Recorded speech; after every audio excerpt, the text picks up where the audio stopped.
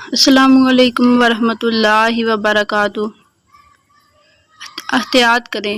University میں ایک professor تھے جو اپنی کلائی میں لیڈی گھڑی باندھتے تھے، جسے دیکھ کر سب طلباء کی ہنسی چھوٹ جایا کرتی تھی۔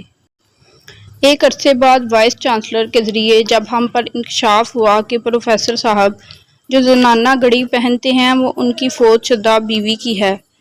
اس واقعے سے سیکھا کہ کچھ دل بنا بولے محبوب کی رحلت کے بعد بھی الم و درد محسوس کرتے ہیں۔ ایک دفعہ ہسپتال میں کسی مریض کی عیادت کے لیے جانا ہوا۔ کوریڈور میں چلتے ہوئے ایک جوان سال لڑکی کی وگ گر گئی۔ وہاں موجود تمام لوگ اس پر ہنسنے لگے۔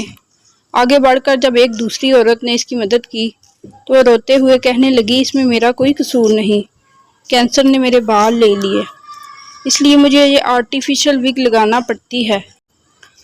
اسی طرح قبرستان میں 10 سالہ بچے کو ایک قبر پر کھڑا کچھ کہتے ہوئے سنا تو کہہ رہا تھا، ماما اٹھو میرے ساتھ اسکول چلو۔ استاد مجھے تمام لڑکوں کے سامنے مارتا اور کہتا ہے کہ تمہاری ماں کتنی سست اور کاہل ہے جو تمہاری پڑھائی کا خیال نہیں رکھتی۔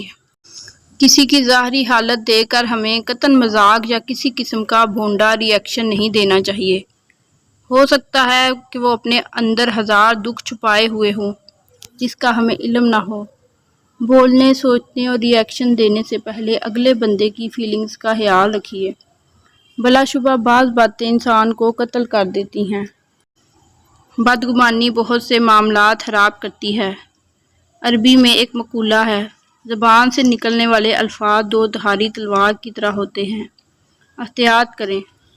اس طرح کی مزید ایسی ویڈیوز کے لیے میرے چینل کو سبسکرائب کرنا نہ بھولیں اور کمنٹ سیکشن میں اپنی رائے کا اظہار ضرور کیا کریں۔ شکریہ۔